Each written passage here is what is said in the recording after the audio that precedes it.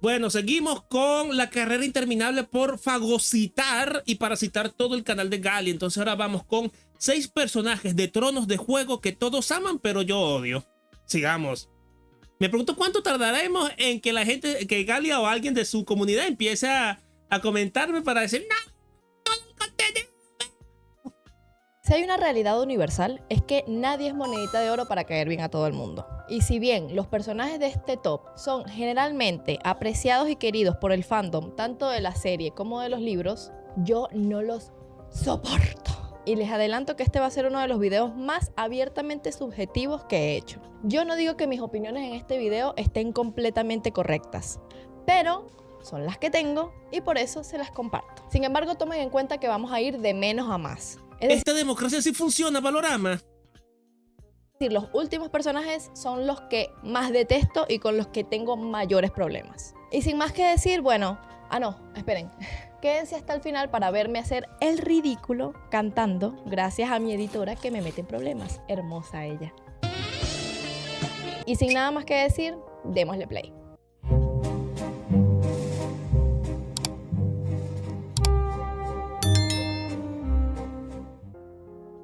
Ygritte. Creo que empezamos fuerte con Ygritte, la pelirroja salvaje con su famosa frase "No sabes nada, Jon Snow", que a medio fandom le parece. En la serie es muy waifu, Creo que, de hecho, se casó con Jon Snow en IRL. En IRL se casa con Jon Snow. Es muy waifu, pero mírala, sus ojos verdes y todo eso. Lo que pasa es que en el libro tiene menos relevancia. En el libro sí es medio... Sí, es medio intrascendente. Encantadora, a mí me parece un personaje insoportable. Primero, su actitud de superioridad. Esa frasecita que todo el mundo repite como si fuera icónica, para mí es simplemente un reflejo de una arrogancia constante y agotadora. Ygritte menosprecia cualquier cosa que le diga Jon y lo corrige a cada rato. Oye, ¿verdad que sí? Para que tú veas cuál es la diferencia entre Joe y... ¿Cómo se llama la mujer de Sam? Ginny. ¿Cómo se llama la mujer de Ginny? Lenny, Lady, algo así se llama, la mujer, la salvaje que vivía en el castillo de Craster, para que veas la diferencia de actitud de ellas dos. Gilly, para que veas la diferencia de actitud que tienen estos dos.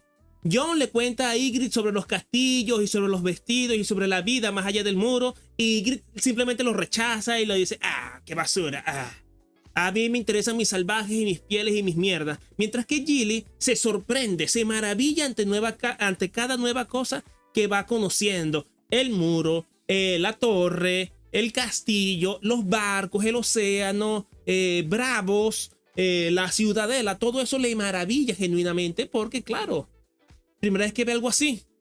Tremendo desarrollo le dieron a Sam con ella. Sí, ese viaje en barco fue más épico de lo que yo creía que sale en Festín de Cuervo. Pero para que tú veas eso, entonces en ese sentido sí. Y Jon se lo dice muy claro.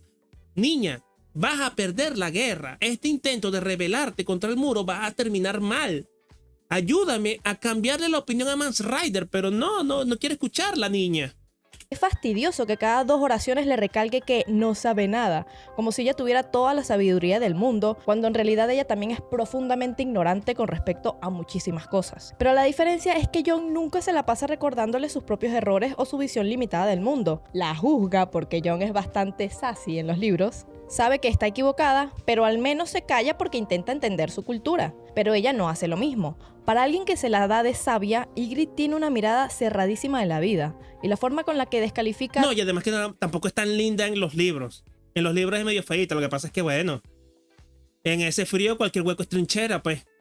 Todo lo que no es el estilo de vida salvaje es francamente molesta. Segundo, y esto es muy importante para mí, la manera en que presiona a Jon sexualmente es algo que pasa muy debajo del radar, pero que a mí me incomoda bastante. Jon en un principio no está nada interesado en ella, y de hecho trata de ignorarla la mayor parte del tiempo. Pero Ygritte se mete en absolutamente todo lo que tiene que ver con él hasta que finalmente lo compromete por una mentira a que se acueste con ella. Algunos de ustedes no lo verán como la gran cosa. Presionar a los hombres para tener relaciones es un tema tan erróneamente tomado a la ligera en nuestra cultura y en la cultura pop en general, que nadie pestañea ante lo que hace Ygritte. Pero si Jon fuese mujer y estuvieran en la misma situación, un hombre mayor acosándola y coaccionándola con mentiras para que tenga relaciones con él, todos pegaríamos el grito en el cielo. Rico, ¿no? Pues rico. Bueno, verdad que sí, que Jon Snow tiene 15 años, así que eso también cambia el paradigma.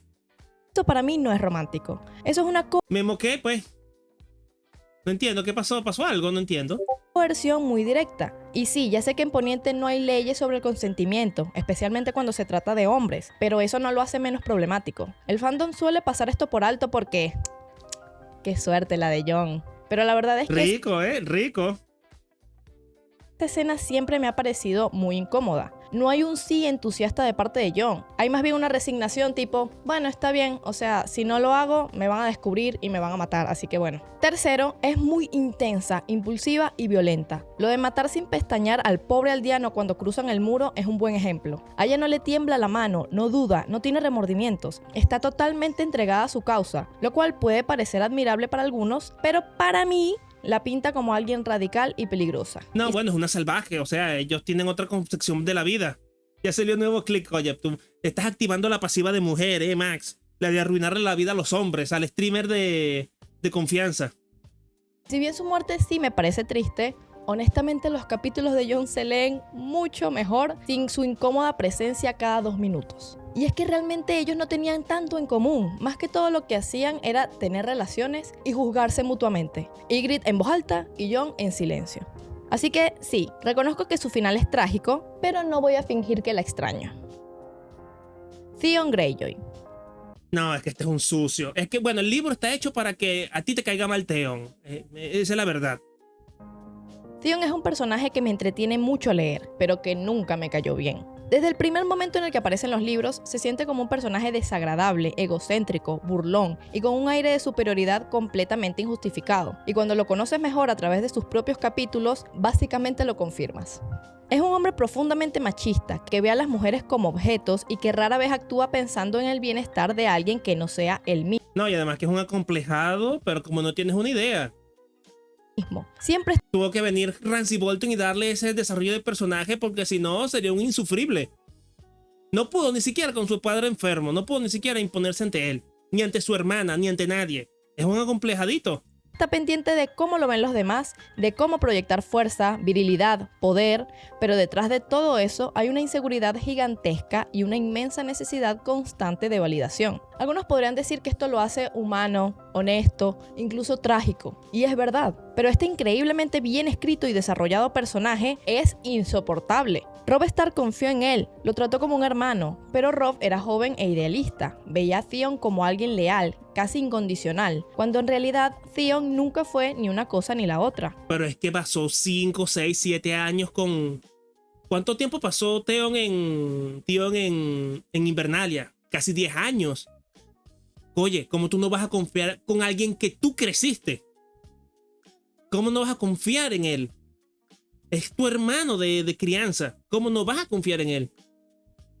A diferencia de en la serie, en los libros, Theon no es ningún cobarde. Es un buen guerrero y un estratega más que capaz, pero siempre fue voluble. Su lealtad nunca estuvo con los Stark ni verdaderamente con los Greyjoy. Lo que verdaderamente perseguía era reconocimiento, principalmente de Ned Stark, quien nunca se lo pudo dar. Y luego de su muerte, su brújula moral gira según quién le ofrece más reconocimiento o más validación. Eso es lo que lo lleva a traicionar a Robb, no una ideología ni una convicción. Solo la desesperación de querer ser alguien ante su última figura de autoridad, su padre. Pero a diferencia de muchos, a mí no me desagrada por la traición de Robb. No es por eso que me cae mal. Después de todo, los Stark eran... Bueno, 10 años. Si Jon Snow tiene 15 años para cuando comienza la serie, los libros, Theon tiene como 14. Entonces imagínate. ¿Cómo no vas a confiar en ese hombre?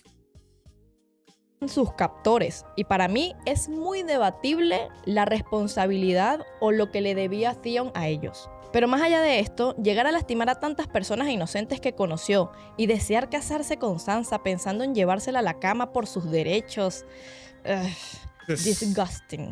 Y es que incluso cuando hace cosas valientes, Theon es un imbécil. Cuando rescata a Jeyne Poole de las garras de Ramsay, sin duda siente compasión por ella y es muy heroico lo que hace, pero su actitud sigue siendo profundamente egoísta y machista. Se fastidia con ella tan solo por lógicamente llorar luego de tanto horror que vivió, y su sufrimiento le parece a Theon una carga más en su camino, no una experiencia humana que merece compasión. Y eso es lo que a mí me frustra de Theon, que incluso después de todo lo que ha vivido, de todo lo que ha sufrido, porque es innegable que sufrió muchísimo y eso lo transformó, todavía hay una parte de él que sigue siendo Ah, tenía 19 años en los libros. Ah, Theon es mayor. Ya, bueno, entonces sí.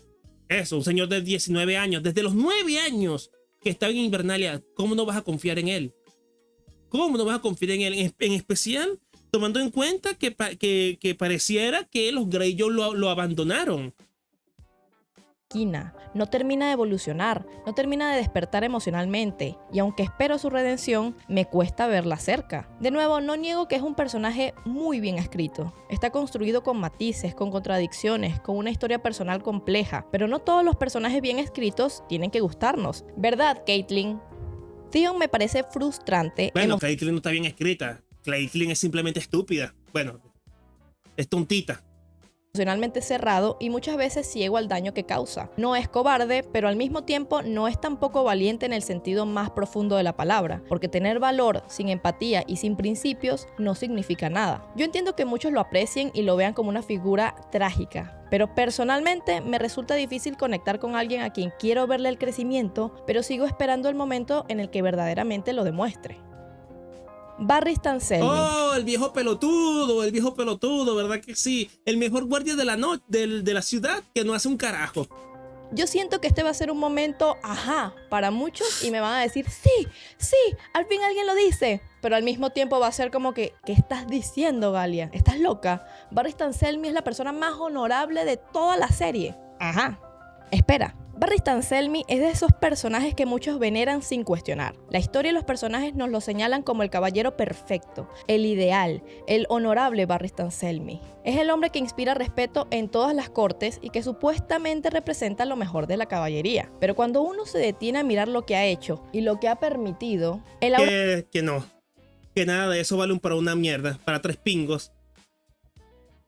De grandeza se desmorona rápidamente. Es básicamente el tercer Hokage en Juego de Tronos. Le dicen que es el más épico del barrio, pero es tremendo inútil. Al menos para mí, y estoy segura de que cuando termine, también para algunos de ustedes. Primero, Barristan Selmy es un traidor. Tan sencillo como eso. Y no importa si los Targaryen son tu casa favorita, si los odias, eso no tiene nada que ver aquí. Selmy fue el guardia real del rey Aerys II. Luchó por los Targaryen, juró proteger a su familia, luchó al lado de Rhaegar y su juramento era morir por la casa real. Pero ¿qué hizo el honorable Barristan Selmy cuando Robert y Eddard Stark asesinaron a sus hermanos juramentados? Nada. ¿Qué hizo cuando Robert Baratheon ganó la guerra? Información que ya tenían sus hermanos juramentados en la Torre de la Alegría, pero que prefirieron morir antes de aceptarlo. De nuevo, nada. Y es que tampoco es como si pudiese hacer mucho. Luego de la batalla del Tridente, Selmy quedó ante las puertas de la muerte, y Robert Baratheon lo hizo atender y le perdonó la vida. Pero luego de esto fue con Viserys y Daenerys, los únicos sobrevivientes Targaryen y herederos de la corona. No, y no es como si no supiera dónde estaban. ¿Intentó protegerlos al menos de alguna manera luego de la muerte de Ser Willem Darry? Pues no. Pues imagínate que Arthur Dayne fue mucho mejor guerrero y guardia de la ciudad que... Claro, es que se murieron todos los demás. El único guardia del rey que quedó fue Barristan Selmy. De nuevo, no lo hizo. Selmy aceptó el perdón de Robert porque, como él mismo explica, Robert era un buen y valiente caballero. Además, qué flojera ir al otro lado del mundo con Viserys, quien no era más que un niño al que tendría que proteger mucho tiempo hasta que estuviera apto para luchar por el trono nuevamente. Encima, siendo niño, Viserys ya era incómodamente parecido a su padre. Por lo tanto, sus derechos y los juramentos realizados a él y a su familia no importan. Claro que no importan.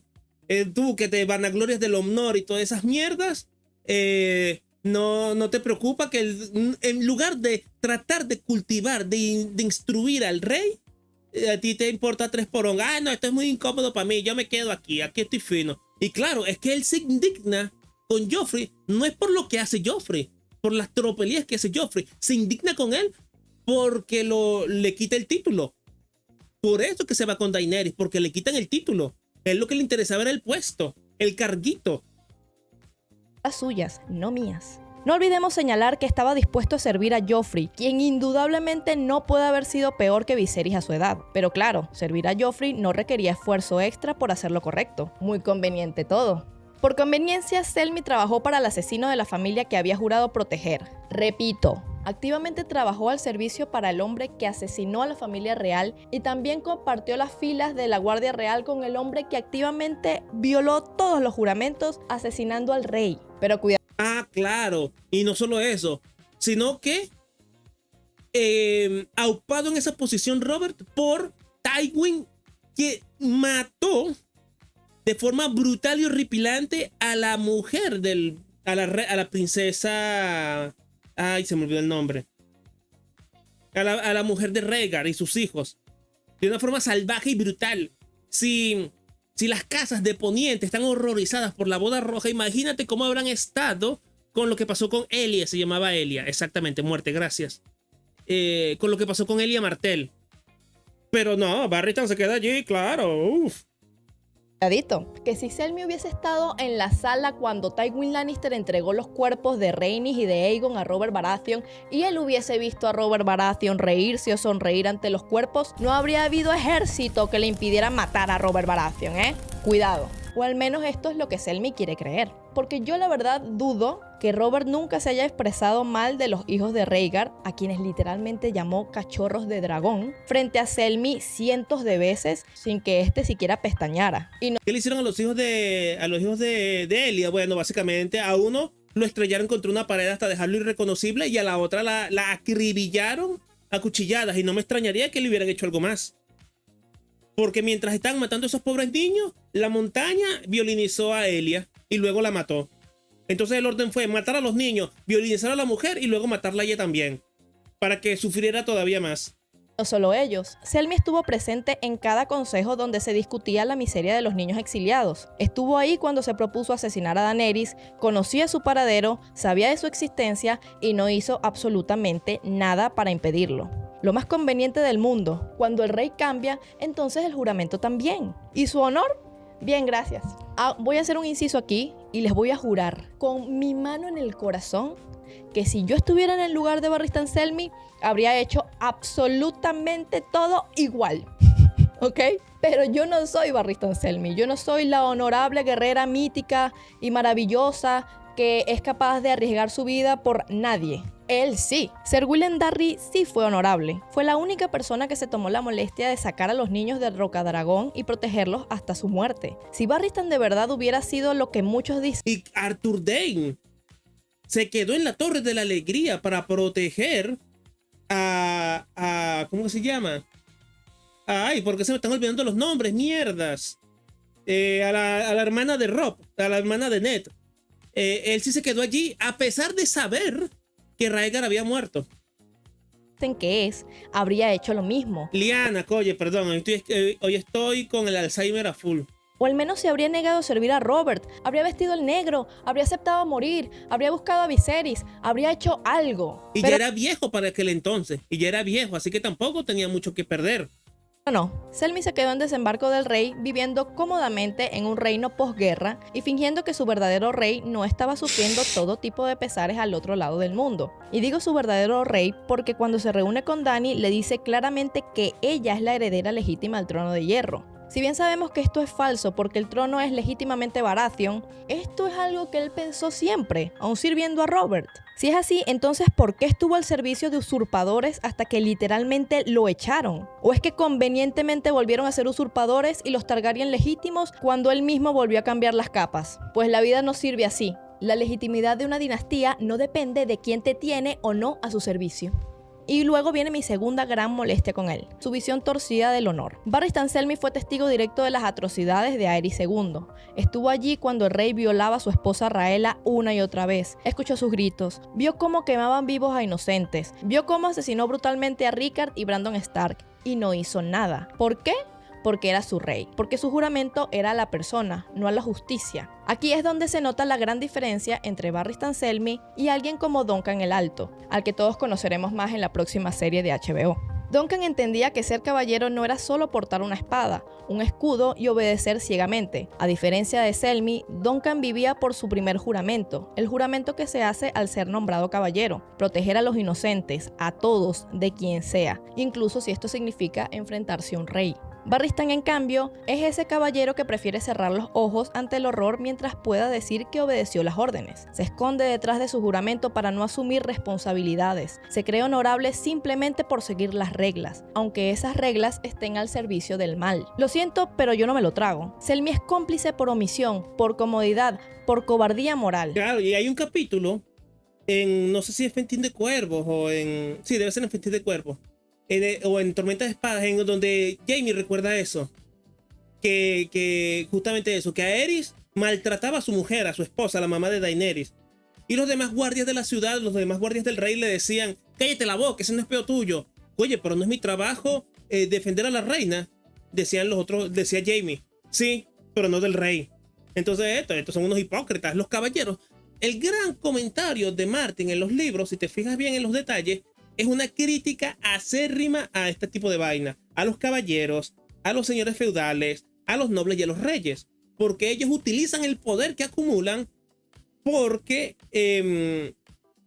en su propio beneficio, mientras que figuras como Varys o como Meñique crecen y prosperan en el caos que crean los señores feudales, porque ellos vienen de abajo, ellos creen en el mérito verdadero.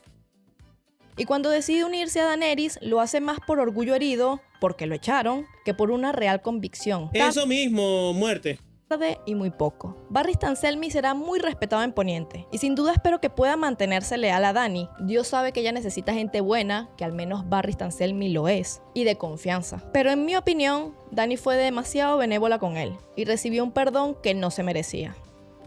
Rhaegar Targaryen y Lyanna Stark. Oye, Rhaegar está muy endiosado en los libros, ¿eh? Vamos a ver qué dice.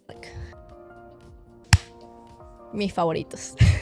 Rhaegar y Lyanna me caen tan mal que ya tienen su propio video, pero hablemos de ellos un poquito. Empecemos por Rhaegar Targaryen, el príncipe perfecto, el músico melancólico, el guerrero prodigioso, el último rayo de esperanza de la dinastía Targaryen, y también el hombre que decepcionó absolutamente a todos. Rhaegar era el príncipe que todo el mundo amaba. Los señores le tenían fe, el pueblo lo admiraba, incluso los que desconfiaban de Aerys pensaban que su hijo iba a traer una nueva era de estabilidad y de grandeza. Pero ¿qué hizo Rhaegar con todas estas expectativas, ese respeto y esa Nada, absolutamente nada, se cagó encima. responsabilidad? Traicionar a todos. Y es que en verdad, a todos. No solo a los Baratheon, sino a los Martell, los Stark, sus hijos, su familia entera. Rhaegar no tuvo mejor idea que Claro, provocó toda la caída de los Targaryen. secuestrar o fugarse, me da igual. A una adolescente de 15 años, dejando a su esposa recién parida con un bebé en brazos, y desapareció por un año entero en el que todos sabemos que meditó y rezó mucho, entre las sábanas de Lyanna. ¿Eso es heroísmo? No contento con eso, humilló públicamente a su esposa Elian Harrenhal frente a todos los grandes señores de Poniente, cuando la pasó por alto y coronó a esta dicha Lyanna Stark como reina del amor y la belleza. ¿Saben qué significa eso? Significa que declaró a otra Meme venezolano, hombre no es gente. Stark como reina del amor y la belleza. ¿Saben qué Hombre no es gente, Mimilazo. Hombre no es gente. significa eso? Significa que declaró a otra mujer, una jovencita prometida de su primo Robert encima, como la más digna ante los ojos de todo el reino, frente a su esposa, la princesa Elia, y frente a los Martell, Stark, Baratheon, frente a todos. Pero claro, todo el mundo le busca excusas. Que si era un Targaryen y los Targaryen tienen otras costumbres, que si era tan guapo, tan misterioso, tan profundo, que lo hizo por amor, que todo era por una profecía para salvar al mundo. ¿Y sabes qué?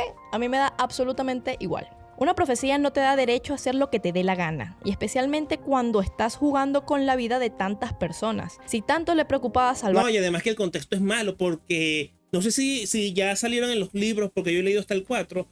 Se supone que el torneo de Harrenhal fue en realidad una conferencia secreta para deponer a Aerys, porque ya para ese entonces su papá estaba muy loco. Entonces Rhaegar estaba buscando apoyos de los demás señores para deponer a su padre y coronarse él.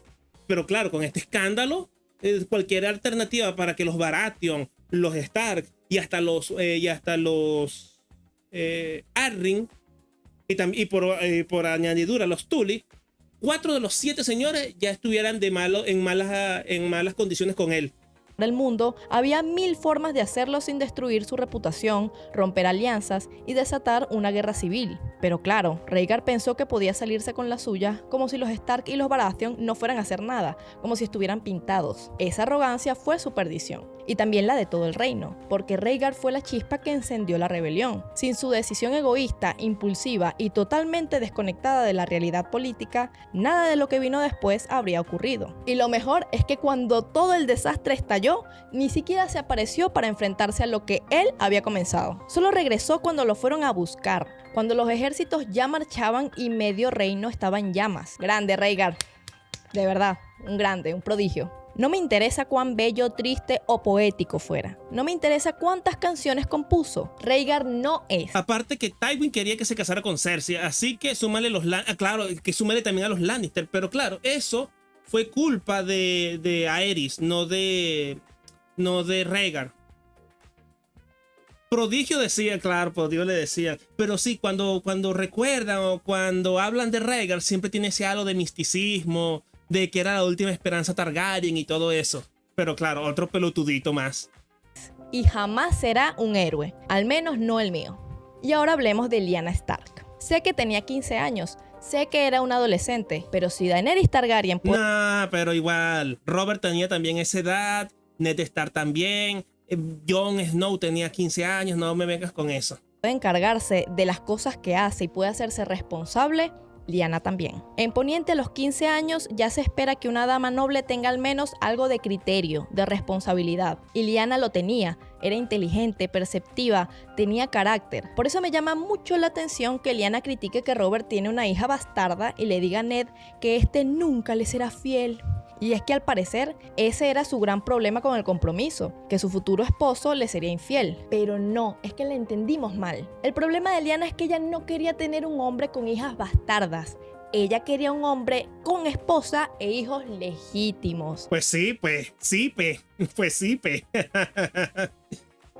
Es que no sabemos leer entre líneas, eso es lo que pasa. Cuando Lyanna se escapó con Rey... No, además de que claro, se habrá enamorado de este hombre seductor y hermoso y élfico. No del ebullicioso Robert Baratheon, pues.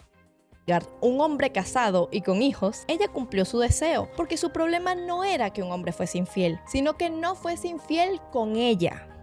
Desde el minuto 1, Rhaegar ya estaba siendo infiel, y Lyanna decidió que eso sí estaba bien, mientras que ella fuera la otra no pasaba nada. Pero lo que más me cuesta pasar por alto es que Lyanna sabía que su desaparición generaría caos, sabía que su familia estaría desesperada buscándola, que Robert, por más imperfecto que fuera, la amaba, que sus hermanos tendrían que proteger su honor.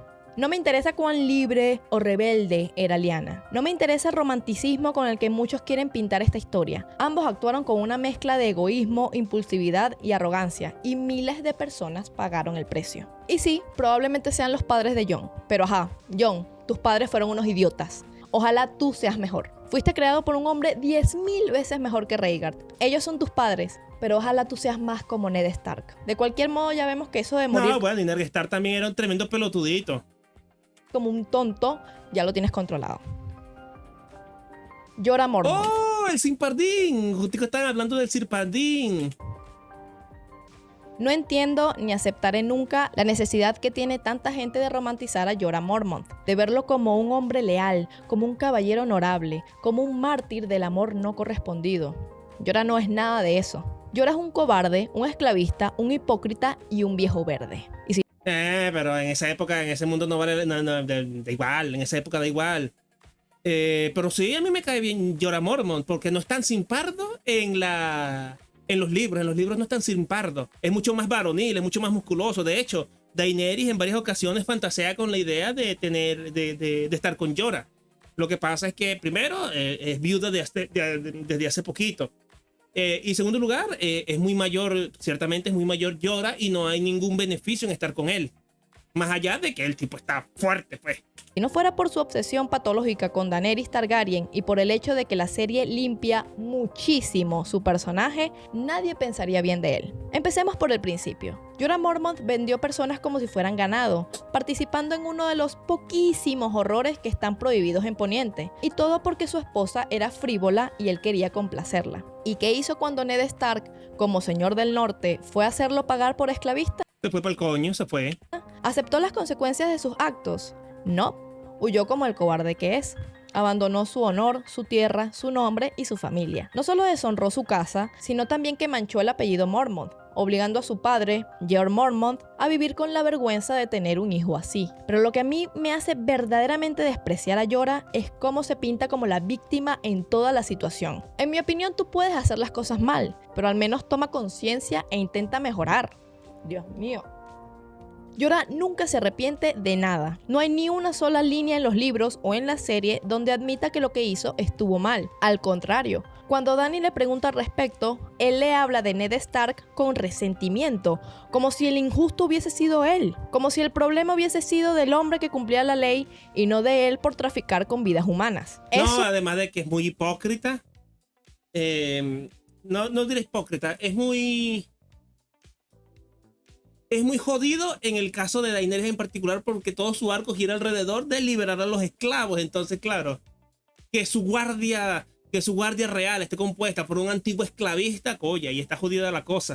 Por sí solo debería bastar para tacharlo como basura moral. Pero no, va mucho más allá. Durante la campaña con los Dothraki, Jorah no solo está al margen de la esclavitud, la promueve activamente. Cuando la aldea de Mirri Mazdur es saqueada, es Jorah quien propone que se venda a los niños como esclavos de cama para financiar la conquista de Poniente. Y es que ni siquiera trata de ocultarlo. Lo dice como si vender niños para ser abusados carnalmente a diario fuese el equivalente a vender ganado, y ya. Bueno, en ese mundo sí. Esto no lo hace simplemente un personaje gris o moralmente comprometido. Lo hace un villano, un monstruo. Pero claro, es que ama a Daenerys y es tan leal con ella, como si su obsesión con una niña borrara sus crímenes.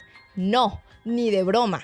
Porque ese amor suyo hacia Daenerys es otra parte de lo repugnante que es como personaje. Yo tengo en serio un problema con los gustos de Dany. Por ejemplo, Daario es un asco de persona, pero al menos todos sabemos y aceptamos que Daario es un asco de persona y no lo vemos confiable. Pero el problema es que la mayoría sí quiere a Jorah, quien desde un principio fue un hombre mayor obsesionado con una niña. Pero que volvemos al asunto, esto no es importante en este contexto.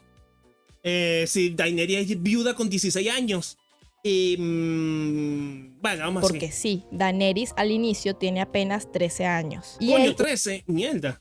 un hombre de más de 40, comienza a enamorarse, a verla como una figura romántica y a buscar afecto. Todo bajo el disfraz de ser su consejero leal. ¿Y qué hace cuando Daenerys queda viuda, sola y perdida? Aprovecha su vulnerabilidad, aislándola lo mejor que puede y haciéndola sentir que solo puede confiar en él. Es por eso que él desconfía y es grosero con Barristan Selmy. No puede soportar que Daenerys pueda apoyarse en otro hombre. No lo hace por Dany. Eso no es amor, es manipulación y control emocional. Y no se detiene ahí. La besa sin su consentimiento, la toca, se le insinúa y cuando Daenerys no responde como él espera, reacciona con amargura, dejando claro que siente que ella le debe algo. Como si porque él estuvo ahí cuando ella lo necesitaba, ahora a él le corresponde su amor. Lo más irónico es que a pesar de todo esto, la gente lo defiende porque está obsesionado con Dany, porque sufre, porque lo rechazan, porque lo expulsaron. Como si todo eso borrara sus crímenes, como si todo eso no estuviera más que justificado. Jorah Mormont no es ningún héroe trágico, es un hombre despreciable. Todo lo que hace está guiado por el egoísmo, la necesidad de validación, la codicia o la obsesión. Nunca se sacrifica realmente, nunca actúa sin un interés detrás. Cada acto de lealtad es un paso más en su desesperado intento de ganar el amor de Dany, un amor nunca correspondido y que espero que nunca lo sea. No, va a serlo, porque va a volver. Si ya llevó a Tyrion para Meereen, ¿ves? Sí, va a ser restaurado. Pero eso, a mí sí me cae bien Jorah, Khal Drogo. Bueno, sí, ¿ves? Sí, es que si ponemos el estándar en Khal Drogo, entre Khal Drogo y Jorah es mejor. Khal Drogo es uno de esos personajes que el fandom ha convertido en una leyenda romántica. Oye, ¿verdad que sí? Nos salió moralista la Galia. Uf. Hasta dislike le pondría, pues. mi sol y mis estrellas, mi jinete que cabalga el mundo. Bueno, ese es el hijo. Es el amor de Daenerys. Muchos incluso lamentan su muerte y muchos lloran por Rhaego, el hijo no nacido. Y sin embargo, si No, dejamos lo del niño sí es una tragedia, eso sí es lo chimbo. de lado los filtros rosas, si simplemente nos atrevemos a mirar con claridad, la verdad es imposible de ignorar. Khal Drogo no es más que un monstruo glorificado. Drogo no era un rey noble, no era un líder sabio, era un jefe tribal sanguinario, un asesino, un violador y un esclavista. Su ejército, Pues sí, pues. Sí, era un salvaje, pues. su calazar, no era más que una horda de destrucción. Donde pasaban no quedaba nada, las aldeas eran saqueadas, los hombres asesinados, las mujeres violadas, los niños encadenados, las culturas erradicadas y los conocimientos desaparecidos. Era una Sí, no, además de que los vendía a todos como esclavos, a los que no les servían los vendían como esclavos, así que... política sistemática de terror, violencia y esclavitud. Y al frente de todo eso estaba Drogo, el bárbaro principal. Algunos intentan compararlo con conquistadores históricos como Gengis Khan o Atila el Huno, pero incluso esas figuras, que sí fueron unos bárbaros brutales, tenían al menos un sentido de la organización, de respeto por ciertos saberes y costumbres de los pueblos que conquistaban. Los Dothraki no. Los Dothraki desprecian todo lo que no sea montar a caballo y matar. Quemaban ciudades, destrozaban templos, abusaban de niños y niñas, y Drogo era el más fuerte entre ellos porque era el más brutal, el peor de todos. Lo que mucha gente ignora o decide ignorar es que la única forma de evitar que los Dothraki arrasen con tu pueblo era pagarles para que se fueran. Era eso o morir. No había tratados, no había diplomacia, solo la espada o el oro. Pero claro, Dany se enamora de él, nunca entenderé cómo, y mágicamente todos deciden que es un gran hombre. Porque Bueno, es un tipo fuerte, pues. La gente no se enamora, las mujeres no se enamoran ni fantasean con los narcos, no van a fantasear con este conquistador. En especial con lo de la profecía, de que vas a ser el padre del hijo que va a cabalgar el mundo. Uf. es que todos tenemos defectos. Si ustedes vieron Vampire Diaries, me recuerda a Klaus, o a Daemon incluso. Como si el hecho de que una niña se enamore de ti fuera suficiente para redimir a un criminal de guerra. Bajo esta lógica, perdonemos todos a Joffrey. Mínimo tiene como 10 veces menos muertos que Khal Drogo. Y por No, pero es que Drogo no se recrea en el... No disfruta la violencia. La aplica, pero no es un sádico, pues. O sea, ella no entiende que ese mundo es barbárico, prácticamente medieval, donde los códigos morales son más arcaicos. Imagínate si leyera el campeón eterno. No me quiero imaginar eso porque el Murko era un loquito. No, pero está bien lo que dice. Lo malo es cómo la gente lo percibe. Porque claro, lo ve a través de los ojos de Daenerys, que sí ve cierto amor en él, sí le ama a él y sí sufre por haberlo perdido. Entonces, claro, lo vemos a través de ese filtro, no a través del de sus víctimas.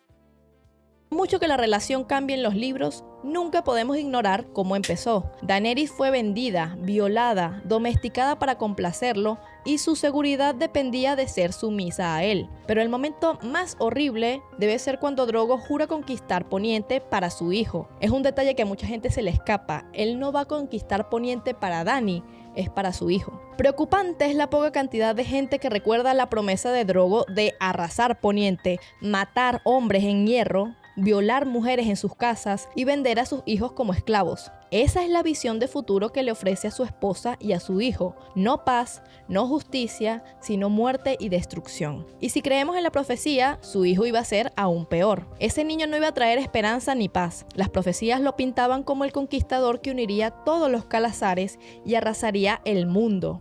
Una profecía que, por cierto, mucha gente está relacionando con Daenerys y no con Rhaego. Un destructor de civilizaciones enteras, un Aegon sin piedad, sin ley y sin control. Claro, el jinete que cabalga el mundo. Y sí, pues, es que ese es el arco de Daenerys, porque Daenerys va a ser la mala. Daenerys es la mala, ¿me entiendes? Ella va a conquistar el mundo. ¿Fandom llora la pérdida de ese niño? ¿En serio? Pues yo no. Yo no lloré la muerte de Drogo, ni lloré la muerte del niño. Al menos la de Drogo la celebré, porque por una vez en este mundo podrido y sin justicia estaba cayendo un verdadero villano, porque era uno menos para esclavizar y violar inocentes, uno menos para quemar aldeas. Y de hecho su muerte fue uno de los pocos momentos en el primer libro en el que un villano cayó. Y no me sirve la excusa de que era su cultura. Las culturas pueden tener sus costumbres, pero eso no excusa violar, matar y esclavizar a personas inocentes, así como erradicar sus culturas por completo. La brutalidad no se justifica porque la protagonista esté enamorada de ti. Así que no me hablen de Khal Drogo. Su muerte no fue... No, pero aquí está. ¿Sabes lo que está pasando? Que está confundiendo que esté equivocado o que sea inmoral o con que te guste. Porque claro, a la gente le gusta Khal Drogo. Entonces son dos cosas diferentes. Una cosa es que el personaje te guste y otra cosa es que que tú compartas lo que opina o lo que piensa. ¿Me entiendes? Porque claro, a ti te puede gustar Jaime Lannister, pero no por eso te vas a fornicar a tu hermana, ¿me entiendes? O te puede gustar Tyrion, pero no por eso te vas a ir de putas. Trágica, fue necesaria y un momento de justicia para todos los que sufrieron por su culpa. Y bien chicos, estos son los personajes que el fandom suele amar y que yo detesto. Díganme aquí entre nosotros, ¿cuál otro personaje hubiesen agregado ustedes o cuál de mi lista habrían eliminado y por qué es Barristan Selmy? Los estaré viendo en los comentarios a ver si sacamos parte 2. Muchas gracias por acompañarme como siempre. Nos vemos en el siguiente video y los dejo con el momento tan penoso que mi editora me está obligando a hacer. Chao.